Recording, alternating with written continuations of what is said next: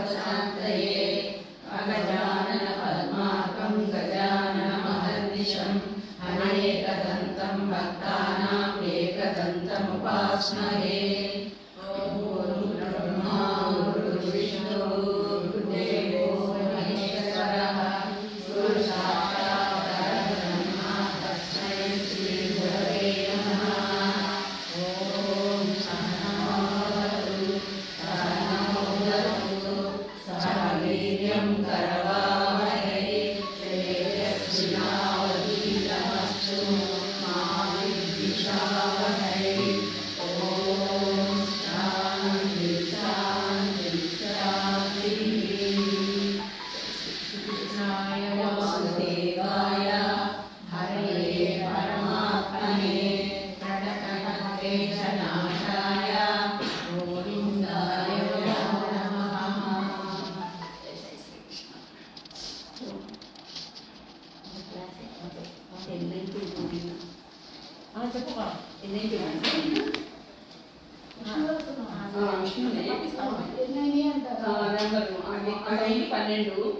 ఇప్పుడు దాంట్లో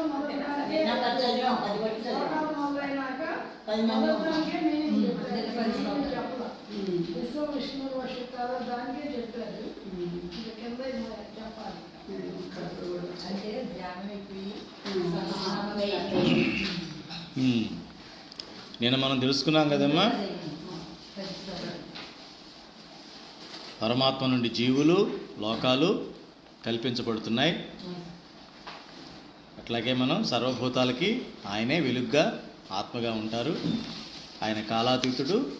అలాగే సర్వభూతాలకి భృత్ కురుత్, పుట్టించినవాడు ఆయనే, పోషించేవాడు ఆయనే, భావం కూడా ఆయనే.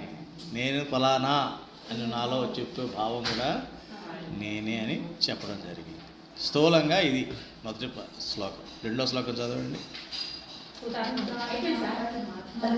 మళ్ళీ చదవండి ఒకసారి.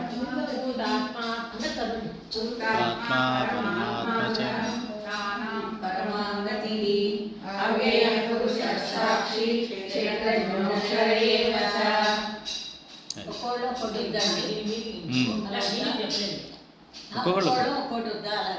అది చెప్పారు కదా. ఇప్పుడు మొన్న మీరు చదివారు, నిన్న ఉండదు. ఇప్పుడు ఓన్లేండి చదవండి, ఏం కాదు. భూతాత్మ పరమాత్మ చ ముక్తానాం పరమాగతి అవ్యయ పురుష సాక్షి క్షేత్రజ్ఞో అక్షర ఏవ చ. భూతాత్మ అంటే నిర్మలమైన ఆత్మ కలవాడు, అంటే పవిత్రమైన ఆత్మ కలవాడు. పరమాత్మచ అంటే ఆత్మకి ఆధారమైనటువంటి వాడు. పరమాత్మ అంటే ఆత్మకే ఆధారం, పరమంగా ఉన్నవాడు. సో పరమాత్మచ అంటే వెలుగుకే వెలుగైన వాడు. ఇప్పుడు మనకి వెలుగు ఎక్కడి నుంచి వస్తుందమ్మా? సూర్యభగవాన్ నుంచి వస్తుంది. కానీ నిజంగా సూర్యభగవాన్ నుంచి వస్తుందా? ఆ శక్తి ఎవరిది? సూర్యభగవాన్లో ఉన్న ఆ శక్తి ఎవరిది? పరమాత్మది. అలాగే ఆ వెలుగుకి, సూర్యనారాయణ వెలుగుకి వెలుగు పరమాత్మ ఎట్లాగో ఆ రకంగా ఆత్మకి కూడా వెలుగు పరమాత్మే. మనందరూ జీవాత్మలం కదా, ఒక్కొక్కళ్ళు ఒక ఆత్మ. ఈ ఆత్మ అంటే ఏంటి? ప్రకాశం అంటారు.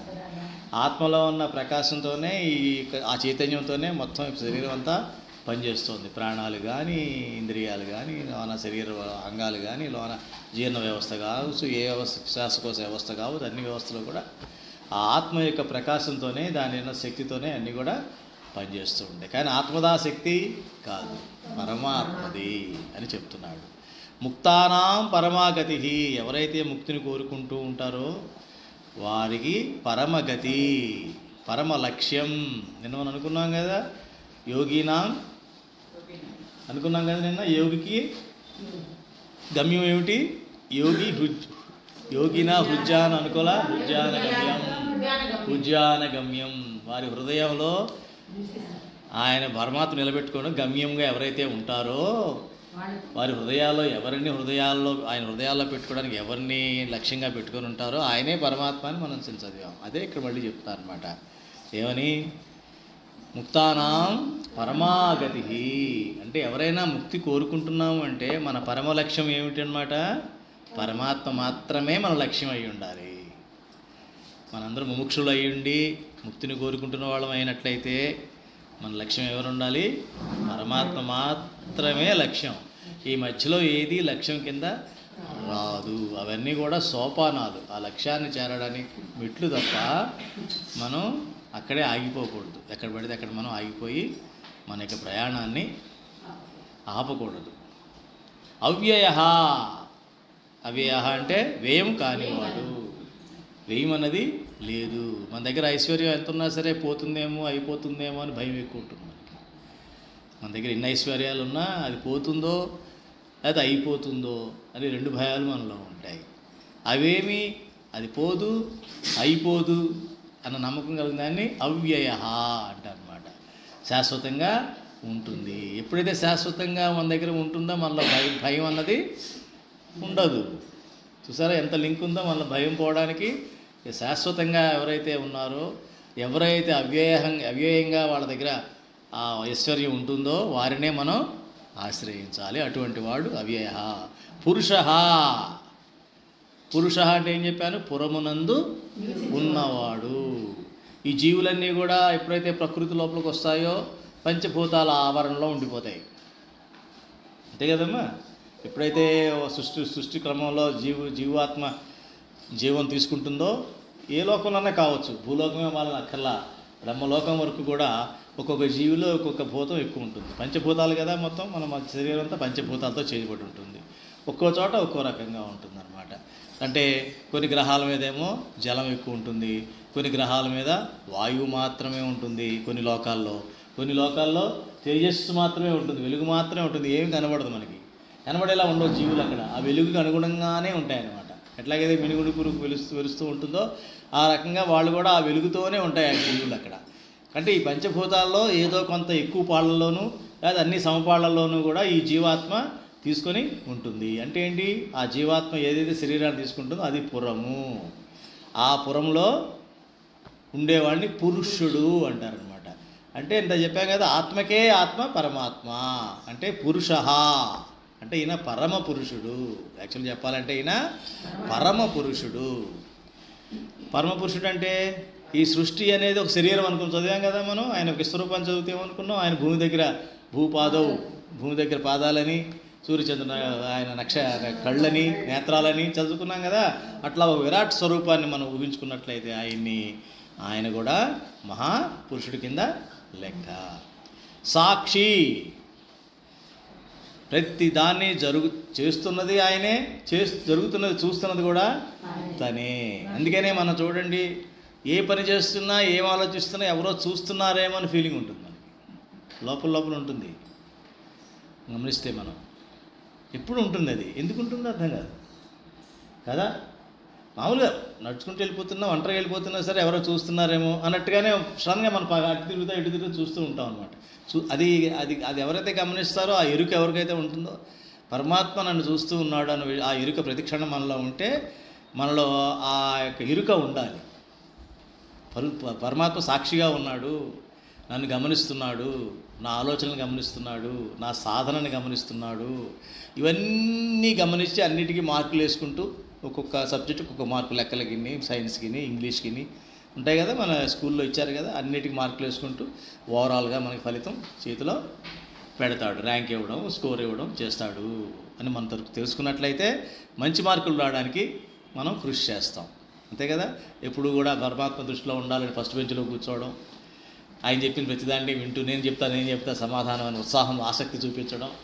ఈ రకంగా ఎప్పుడైతే ముముక్షుగా మనం మారుతామో అప్పుడు మనకి ఈ పరమాత్మ యొక్క స్వరూపం మనతో ఇప్పుడు ఉంటుంది. అప్పుడు మనం ఇప్పుడు శాంతంగా ఉంటాం. క్షేత్రజ్ఞ అంటే క్షేత్రము క్షేత్రజ్ఞుడు. ఈ శరీరం క్షేత్రం అయితే లోపల ఉన్నది క్షేత్రజ్ఞుడు.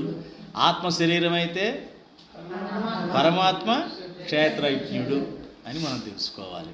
అర్థమైందా? అక్షర అంటే క్షరము లేనివాడు. అంటే క్షరము అంటే నాశనము లేనివాడు. అది గుర్తుపెట్టుకోవాలి. అంటే పరిశుద్ధమైన ఆత్మతో ఉన్న పురుషోత్తముడు మోక్షము పొందే జీవులకు ప్రధాన లక్ష్యంగా ఉన్నాడు. దండలేం చేసుకోండి. ఎవరైతే మోక్షాన్ని కోరుకుంటారో వాళ్ళకే ఈయన లక్ష్యం. మాయలో ఉన్న వాళ్ళకి లక్ష్యం అంటూ ఏమి ఉండదు. అంతే కదమ్మా. ఓ జంతువుకు ఉందనుకోండి, ఆకలిస్తే అన్నం తింటుంది, అదే ఏదేదో గడ్డ తింటుంది, మళ్ళీ ఆకలి వేసేంత వరకు దానికి ఏం పెద్ద లక్ష్యం లేదు. వేరే లక్ష్యం ఉందా? లేదు. మహా ఉంటే భయం ఉంటుంది, అమ్మ ఎవరిని ఏదన్నా నన్ను తినడానికి ఏదైనా వస్తుందేమో, నా మీద దాడి జరుగుతుందేమో అని భయం ఉంటుంది తప్ప దాని లక్ష్యం ఏముంటుంది? అంతేనా? ఒక భోజనం నుంచి భోజనం అంతే. అటువంటి లక్ష్యాలతో మనుషులుంటే మనిషి కాదనమాట, జంతువు కిందే లెక్క. అందుకని ఏంటి మన ఇక్కడ ఏమిటి, ఎవరైతే మోక్షాన్ని పొందాలి అనే జీవులు కొన్ని ఉంటాయో మనిషి తప్ప ఇంకెవరు ఉండరు. అట్లా పొందేటువంటి ఎరుక బుద్ధి కేవలం మనిషికి మాత్రమే ఉంది. లక్ష్యంగా ఉన్నవాడు, తరుగుట అన్నది లేనివాడు, అవ్యయ, వాళ్ళ తరుగుదల అన్నది ఉండదు. దీని గురించి మనం తెలుసుకున్నాం కదా. ఉదాహరణ సముద్రం అంటే ఏమిటో, సముద్రం ఎప్పుడు పొంగదు కుంగదు, రెండూ లేవు. ఎన్ని నదులు కలవని అందులో, నదులన్నీ పూర్తి వరదతో ఉండి కలవని, అయినా దాని లెవెల్ పెరగదు. నదులన్నీ ఎండిపోని, అయినా సముద్రం అట్లాగే ఉంటుంది. ఆ స్థితి అన్నమాట అవ్యయ. అలాగే దేహంలో ఉన్న ప్రజ్ఞలన్నింటినీ గమనించేవాడు. ప్రజ్ఞ మన దేహంలో ఉన్నటువంటి బుద్ధిని, మన యొక్క మేధాశక్తిని, మన ఆలోచనలని అన్నిటినీ గమనించేవాడు. అలాగే మనకి నాశనం క్షేత్రజ్ఞ అక్షర ఏవచ, అది చాలా ముఖ్యము. అంటే దీనికి ఏం చెప్తారంటే, మరి ఎట్లాగండి నేను పరమాత్మ లక్ష్యంగా ఎలా పెట్టుకోవాలి? ఆత్మ నిర్మలం అంటున్నారు, చెప్పాము. అంతే కదా, భూతాత్మ ఆయన పవిత్రమైన ఆత్మ నుంచి అందులోంచి మనం వచ్చామంటున్నాము. కానీ మధ్యలో ఏం జరుగుతుంది, మనకి శరీర సంపర్కం రాగానే మలినం అన్నది అయిపోతుంది ఆత్మ. ఎప్పుడైతే మలినం అయిపోతుందో ఆత్మ, మనం ఏం చేయాలి మరి? ఆ మలినాన్ని ఎలా పోగొట్టుకోవాలి? మనం కూడా భూతాత్మ అవ్వాలి కదా. భూతాత్మ అయితేనే పరమాత్మను చేరుకుంటాం, అది మాత్రం గుర్తుపెట్టుకోండి. మన భూతాత్మ కాకుండా పరమాత్మ చేరే అవకాశం లేదు. సో మరి భూతాత్మ అవ్వాలంటే ఏమవ్వాలి? ఏం చేయాలి దానికి? యమ నియమాలు ఫాలో అవ్వాలి. యమ నియమాలు ఫాలో అవ్వాలి అంటే ఏమిటి? ఎటువంటి మురికి ఇంకా అంటుకోకుండా ఉన్న మురికి పోయేలాగా యమ నియమ. యమ అంటే భౌతికంగా కొన్ని నియమాలు, అలాగే నియమ అంటే లోపల మానసిక సంబంధించినటువంటి నియమాలు. ఇవన్నీ కూడా మనం ఫాలో అవుతూ ఉన్నట్లయితే వాటిని ఏమంటాం? సంస్కారాలు అంటాము. వాటిని ఏమంటాం? సంస్కారాలు. ఎప్పుడైతే యమ నియమాలు మనం ఆచరిస్తూ ఉంటామో మనం సంస్కారవంతులుగా తయారవుతాము. ఎప్పుడైతే సంస్కారవంతులుగా తయారవుతామో మనం ఏమవుతాం? భూతాత్మ అవుతాం అన్నమాట. అంటే పరమాత్మ యొక్క ప్రకాశం మన ఆత్మలోకి ప్రవేశిస్తుంది, ప్రకాశం ఇంకా పెరుగుతుంది అన్నమాట. దాన్నే ముక్త స్థితి అంటాం. ముక్త స్థితి అంటే అర్థమైంది. మనం ఒకసారి చెప్పుకున్నాం, మన సత్సంగ దీక్షలో ఇక్కడ చెప్పుకున్నాం కదా. ముక్త స్థితి అంటే ఏమిటనమాట? బయట విషయాలు చాలా కనపడుతూ ఉంటాయి. పంచ విషయాలు తెలుసు కదమ్మా. కళ్ళతో చూసేది, చెవులతో వినేది, ముక్త వాసన చూసేది, రుచి చూసేది, ఇవన్నీ కూడా. ఈ పంచ విషయాలని మనం గనక వాటి నుంచి ఇంద్రియాలని వెనక్కి లాగేస్తే ఎప్పుడైతే విషయాల నుంచి ఇంద్రియాలు విడిపడిపోయినాయో అప్పుడు ఆ ఇంద్రియాలు వెళ్ళి ఎక్కడికి పోతాయి? మరి ఏం చేస్తాయి ఇంద్రియాలు? అప్పుడు మనస్సులోకి వెళ్ళిపోతాయి. అప్పుడు మనసు ఏం చేస్తుంది? దానికి పని లేదు. దాని పని ఎప్పుడు వస్తుంది? మనం చూసినప్పుడే కదా. అటువైపు చూసి అది జామకాయ చెట్టు, ఇంత ఎత్తుంది, ఇంతలా ఉంది, 5 ఏళ్ళ వయసు దీనికి, ఇది జామ తోట, ఇది మొత్తం ఓపెన్ అయిపోద్ది ఫైల్ మనకి. జామ గురించి మొత్తం అక్కడ పండింది, ఇక్కడ ఎండింది, ఆకులు మొత్తం వచ్చేస్తూనే ఉంటుంది అనమాట. ఎప్పుడైతే విషయాలు కట్ అయిపోయినాయో ఆలోచన అన్నది పోతుంది. ఎప్పుడైతే పోవడం అంటే ఏంటి? మనసు కూడా స్థిరమైపోయింది. మనసుకు పని లేదు కాబట్టి అది వెళ్ళి ఏం చేస్తుంది? బుద్ధిలో కూర్చుంటుంది. బుద్ధికి ఇంకే పనే లేదు. మనసు చెప్తే కదా ఇది మంచిగా చెడా చెప్పు అంటే బుద్ధి అప్పుడు ఆలోచించి వివేకమైనటువంటి శక్తితో అది చెప్తుంది. విచక్షణ వివేకం దానికి ఉంటుంది, దానికి పని లేదు. అప్పుడు ఈ బుద్ధి వెళ్ళి ఆత్మలో కూర్చుంటుంది. అది శాంతి, అది ముక్త స్థితి. ఎక్కడ స్టార్ట్ అయింది అంతా ప్రాబ్లం? విషయాల దగ్గర స్టార్ట్ అయింది. విషయాల దగ్గర విషయాలని ఇంద్రియాలని కట్ చేస్తే మనం ఆటోమేటిక్గా దానికి స్ప్రింగ్ ఎలాగైతే కట్ చేస్తే వెనక్కి వెళ్ళిపోతుందో అట్లా మొత్తం వెళ్ళిపోయి ఆత్మలో కూర్చుంటుంది. దాన్నే ముక్త స్థితి అని మనం అంటాము. అలా మనం ప్రారంభించాలి. ఎక్కడ ప్రారంభించాలి? విషయాల దగ్గర మనం ప్రారంభించాలి. అప్పుడే మనకి భగవంతుడి గురించిన అర్హత వస్తుంది. తర్వాత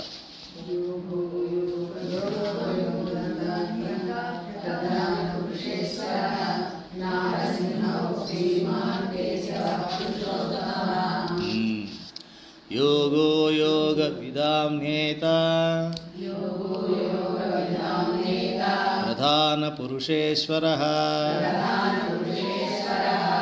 నారసింహ వపు శ్రీమాన్ కేశవ పురుషోత్తమ. ఇక్కడ ఏం చెప్తున్నాడంటే యోగం గురించి చెప్తున్నాడు. యోగం తానే అయినవాడు, యోగ విదాం యోగులలో నేత, అంటే యోగులకే నాయకుడు అంటాడు. ప్రధాన పురుషేశ్వర, ప్రధాన పురుషాన్ని ప్రకృతి పురుషుడు అనమాట. ప్రధాన అంటే ఇక్కడ అర్థం ఏంటంటే ప్రకృతి అని అర్థం. ప్రకృతి పురుషుడు. ఎప్పుడైతే ఈ సృష్టి ఆరంభంలో ఏం జరుగుతుందంటే మీకు ఆల్రెడీ చెప్పున్నాను ఒకసారి, ఒక ముక్త ఆత్మ అక్షరధామ ముక్త లోకం నుంచి ముక్తిధామం నుంచి బయటకు వస్తుందన్నమాట. ఎవరు ఆజ్ఞ పేరున? పరమాత్మ ఆజ్ఞతో ఒక ముక్తాత్మ పురుషుడుగా అంటే ఒక పరమాత్మ ఆయన యొక్క అంశ కింద వస్తుందన్నమాట. వచ్చేటప్పటికి ఆయనలో నుంచే ప్రకృతి వేరే ఉంటుంది కదా, ప్రకృతి ఈ పురుష రెండు కలిసి మనకి అక్కడ ప్రధాన పురుషేశ్వర దగ్గర స్టార్ట్ అవుతుంది అనమాట. అది మూల ప్రకృతి అంటారు దాన్ని. అప్పుడు మూల ప్రకృతి పురుషుడి దగ్గర నుంచి మీకు నెమ్మదిగా ఈ మన పురుష ప్రధాన చిన్న చిన్న జంటలు వస్తాయన్నమాట. అవన్నీ లోకాలను తయారు చేస్తాయి. అందులోంచి విరాట్ వస్తాడు. ఒక బ్రహ్మాండంకి ఒక విరాట్ ఉంటాడు అనమాట. ఒక బ్రహ్మాండంలో ఎన్ని లోకాలు ఉంటాయి? 14 లోకాలు ఉంటాయి. ఇవన్నీ కలిపి విరాట్ స్వరూపం అనమాట. అర్థమైందమ్మా? ఒక బ్రహ్మాండంలో కూడా అలా జరుగుతుంది. అదే ప్రధాన పురుషేశ్వర. ఇక్కడ ప్రధాన ఎవరు? పురుషుడు ఎవరు? ఈయనే. వాడికి కూడా ఈశ్వరుడు. వీళ్ళిద్దరికి కూడా ఎవరు అధిపతి? ఆయనే. అట్లాగే నారసింహ వపు, నరసింహ రూపుడైన వాడు. శ్రీమాన్, లక్ష్మీదేవి భర్తగా ఉన్నవాడు. కేశవ, కేశములు కలవాడు. పురుషోత్తమ, ఉత్తమ పురుషైన వాడు. అది యోగాలు ఆయనే. యోగం అంటే ఏంటి? కలయిక. ఏమి కలయిక? ఆత్మ పరమాత్మల కలయిక. అది కూడా ఆయనే.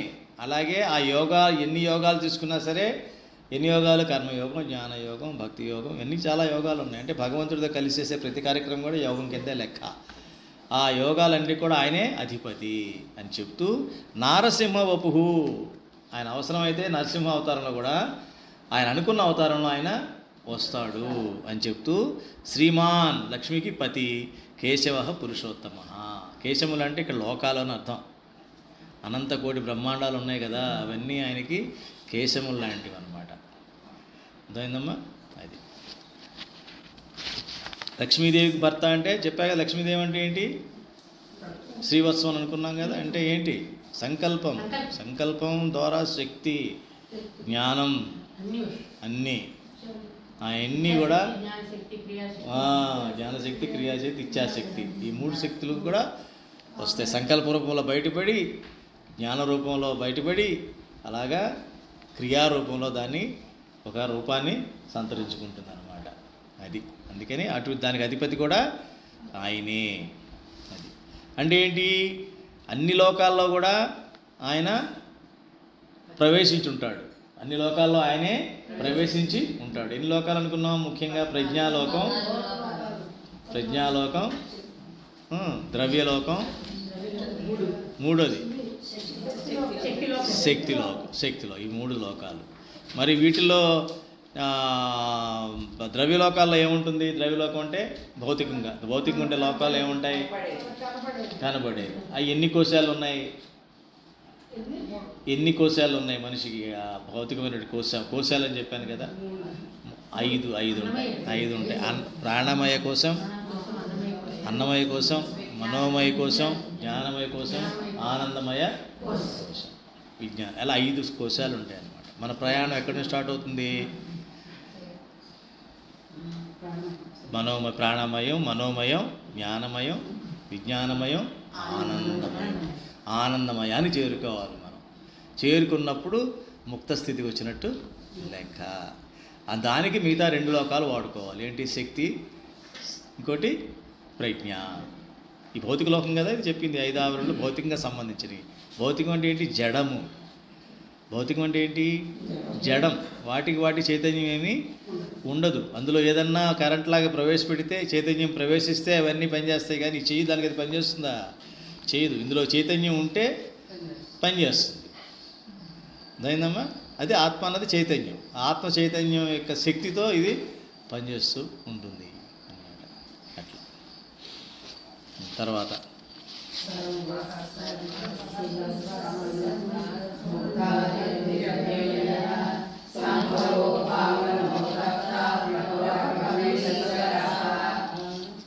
సర్వశివస్థాణుః భూతాదిన్నిధిరవ్యయః సంభవో భావనో భర్త ప్రభవః ప్రభురీశ్వరః.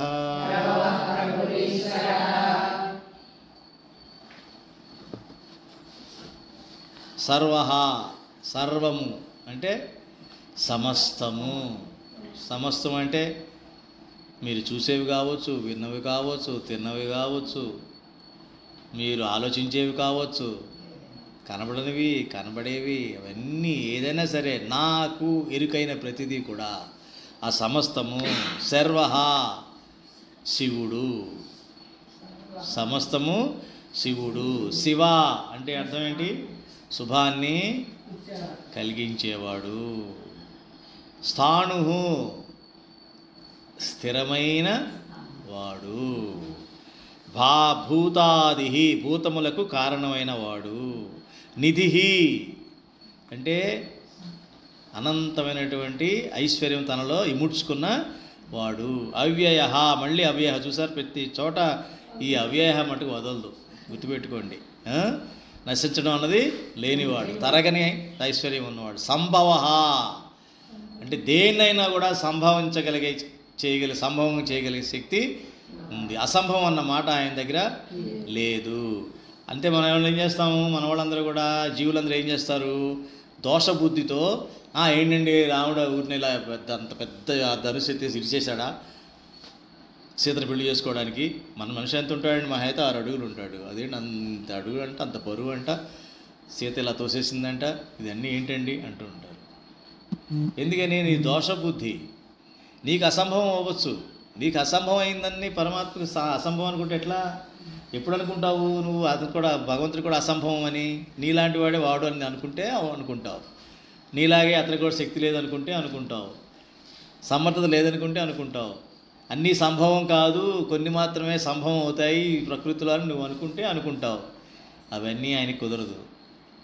అన్నీ సంభవమే, అసంభవం అన్నది ఆయన దగ్గర లేదు. అందుకనే మన పరమాత్మని ఆ రకంగా కనుక ఆరాధిస్తేనే మనకి సంభవం అసంభవం అనేటువంటి సంశయం మనలో కలగదు. ఈ పరమాత్మని చేయగలడా? మీ పరమాత్మ సంభవం అది సంభవం. అదే సంభవం అంటే ఆయన పుట్టడం. అక్కడ సంభవం మీనింగ్ ఏంటంటే నేను సంభవం, ధర్మం ఎప్పుడైతే క్లాన్ అవుతుందో నేను పుడతానని చెప్పడం. ఇక్కడ సంభవం అంటే అది పుట్టడమే, అంటే ఏదన్నా చేయగలగడం అనమాట. సంభవం అంటే చేయగలగడం. ఇక్కడ అసంభవం అంటే అది చేయలేకపోవడం, చేతకర్థం. ఇక్కడ సంభవం, ఆ సంభవించేలాగా చేయగలుగుతాడు అని మనం అనుకోవాలి. అట్లాగే భావన అంటే మనలో భావాన్ని కలిగించేవాడు. ఎటువంటి భావాలన్నా కలగవచ్చు దానికి, కానీ మంచి భావంతో గమ్యంగా ఉండవలసిన వాడు అనమాట. భర్త అంటే అర్థం ఏంటమ్మా? పోషించేవాడు. మనల్ని పోషించేవాడు అంటే మన బాగోగులన్నీ చూసుకునేవాడు అని అర్థం. భర్త అంటే మన యొక్క మంచి చెడ్డలు, మన బాగోగులన్నీ కూడా చూసుకునేవాళ్ళని భర్త అని అంటారు. ప్రభవ అంటే ప్రభవం అంటే ఏంటి? అది వెలుగుగా ప్రకాశించడం అన్నమాట. అలాగా మేల్కు వ్యక్తమగడానికి అధిపతి అయిన వాడు. ప్రభావం అంటే ఇలా పుట్టింది అంటే అవ్యక్తం నుంచి వ్యక్త స్థితికి వచ్చింది అంటే కనబడుతుంది. వెలుగులో చీకటి నుంచి వెలుగు వచ్చినప్పుడు, వెలుగు కనిపించినప్పుడు మనకి కనిపించింది అంటాం. అట్లాగా ప్రభవ, ప్రభవించేవాడు. అలాగే ప్రభువు, అధిపతి. ప్రభు అంటే ఏంటి, అర్థం ఏంటమ్మా? అధిపతి అంటే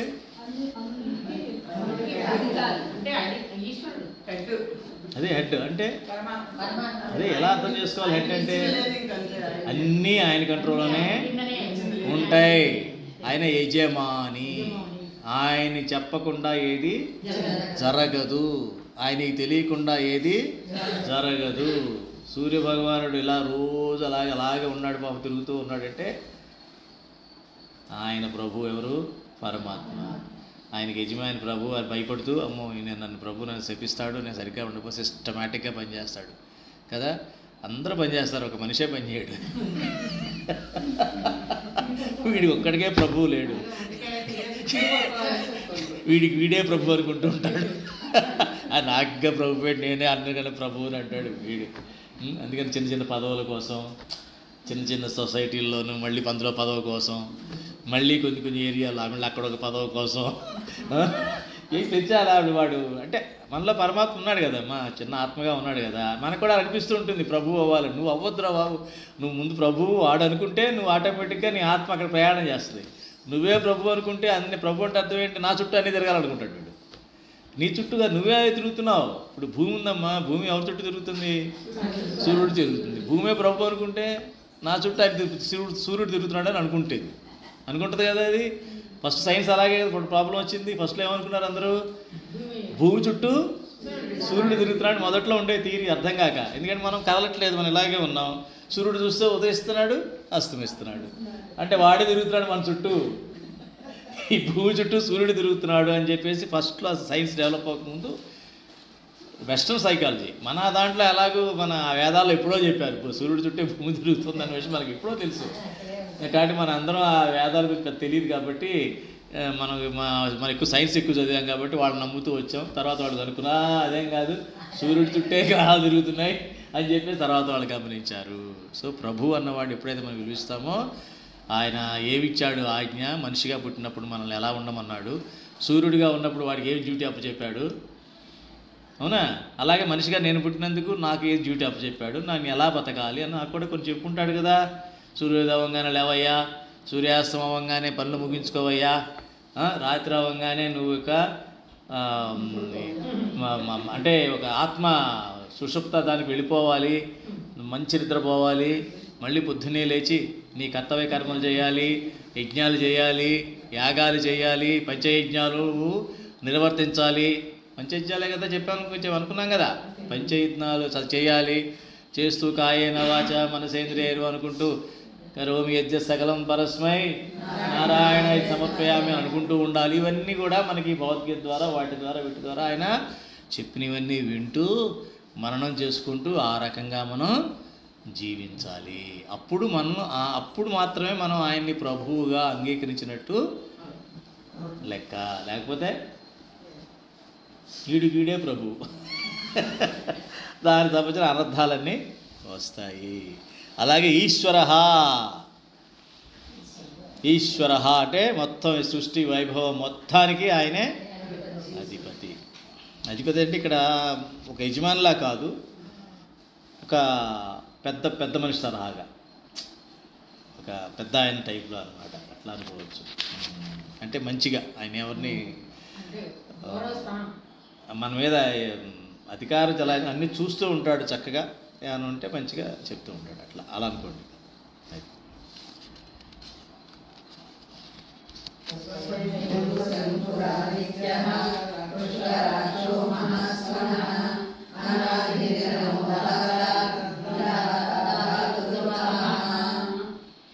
స్వయంభూ శంభురాదిత్యః స్వయంభూషంభురాదిత్యః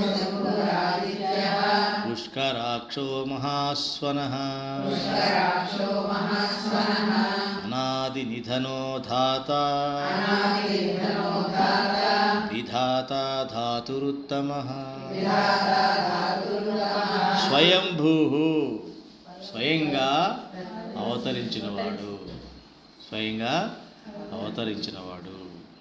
శంభూ నేను అనుకున్నాంగా, శంకరుడన్నా శివుడన్నా శంభో అన్నా మంచి చేసేవాడు అని అర్థం. అంటే శాంతి స్వరూపుడు అనుకోవచ్చు. ఆదిత్య అదితికి కుమారుడు, అదితికి కుమారుడు. పుష్కరాక్ష కలువ పువ్వుల వంటి కన్నులు కలవాడు.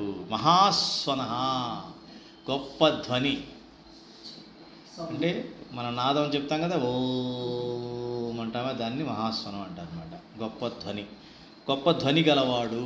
అనాది నిధన, అనాది అంటే మొదలు లేని చివర లేనివాడు. అది అనాది నిధన. నిధనం అన్నది జరగదు అంటే మరణం అన్నది జరగదు. అనాది మొదలన్నది లేదు, మరణం అన్నది లేదు. అలాగే ధాత సృష్టికర్త, విధాత కల్పించేవాడు. విధాత అంటే జరుగుతున్న విషయాల్ని జరిగేలా చేసేవాడు. ఆ విషయాలు ఏదైతే సంఘటనలు జరుగుతున్నాయో, ఏదైతే విషయాలు మన జీవితంలో కానీ సమాజంలో కానీ జరుగుతుంటాయో వీటన్నిటినీ జరిగేలా చేసేవాడు విధాత. ధాత అంటే ఇవన్నీ ఏదైతే ఆ పాత్రలు ఉన్నాయో, ఆ సంఘటన జరుగుతున్నప్పుడు అందులో ఉన్న పాత్రలు, పాత్రధారులు ఉంటారు కదా, జీవాత్మలు, మనుషులు, వీళ్ళంతా కూడా వాటిని ధాత అంటే సృష్టించినవాడు. అలాగే ఉత్తమ, ధాతు ఉత్తమ అంటే బ్రహ్మ కన్నా ఉత్తముడు అయినవాడు, బ్రహ్మ కన్నా ఉత్తముడు అయినవాడు. ఇది చాలా గుర్తుపెట్టుకోవాల్సిన విషయం అన్నమాట. అంటే ఏంటి, ఆయనకి ఆయనే అవతరిస్తాడు. అంటే భగవంతుడు ఎప్పుడు అవతరిస్తాడో చెప్పాడు కదమ్మా, భగవద్గీత నాకు చెప్పారు ఆ శ్లోకం ఆవిడ. ఎప్పుడు చెప్పాడు? యదా యదా హి ధర్మస్య గ్లాని భవతి సృజామ్యహం. యదా యదా హి ధర్మస్య గ్లాని, ఎప్పుడెప్పుడైతే ధర్మానికి గ్లాని బలహీనపడిపోతుందో అప్పుడు నేను నాకు నేనుగా సృజామ్యహం, అహం సృజామ్యం, నాకు నేనే పుడతాను, నన్నెవడు పుట్టించడు. అది ఇక్కడ చెప్తున్నాడు అనమాట. అదే భావం ఇక్కడ వచ్చింది. స్వయంభూ అంటే నాకు నేనే అవతరిస్తాడు తప్ప, ఆయనకి ఆయన అవతరించాల్సింది తప్ప ఎవరు చెప్తేనో ఎవరి ద్వారానో ఆయన అవతరించడు. కానీ భక్తులుగా ఉన్నప్పుడు మటుకు భక్తుల కోసం ఆయన వస్తూ ఉంటాడు. కేవలం కేవలం కేవలం పరమాత్మ ఆ ధర్మం ఒక్కదానికే కాకుండా భక్తుడు కోరుకుంటే మటుకు వచ్చేస్తాడు. మీలో భక్తి బలం, మనలో భక్తి బలం ఎక్కువ ఉంటే గ్యారంటీగా భగవంతుడు వస్తాడు. మరి ప్రహ్లాదుడి కోసం వచ్చాడు కదమ్మా, ఎంతసేపు వచ్చాడు? ప్రహ్లాదుడి కోసం రాలా? అవతారం అవతారం అవతారం అంటున్నాగా, నీకోసం నా కోసం పెట్టిన అవతారం అది ఏం కాదు. ప్రహ్లాదుడు కేవలం ప్రహ్లాదుడి కోసం అవతారం పెట్టాడు. మరి ప్రహ్లాదుడికి రక్షించాలంటే మరి కండిషన్ ఏముంది అక్కడ? రాక్షసుడు ఆయన హిరణ్యకశిపుడు అడిగిన దాన్ని బట్టి చూస్తే ఎలా రావాలో మనకి డౌట్ వచ్చేస్తుంది. నిజంగా వాడు గెలిచేశాడు, హిరణ్యకశిపుడు గెలిచేశాడు, ఇంక వాడు చంపలేడనే ఫీలింగ్ వస్తుంది మనకి తెలియకపోతే. ఆయనకేంటి స్వయంభూ తను అనుకున్నట్టుగా నారసింహ వపు శ్రీమాన్, నరసింహ అవతారంలో కూడా వచ్చేస్తాడు. ఆయన వచ్చేసాడు, మొత్తం చేసేసి ప్రహ్లాదుడిని. భక్తి అంతే. కాబట్టి భక్తితో సాధించలేదంటూ లేదు.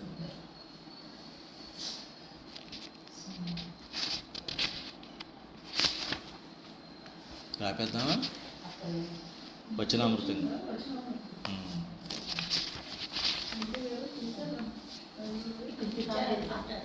ఇక్కడ ఆపేద్దాం. వచనామృతం తెచ్చాను. తలుపు తీసలేదమ్మా?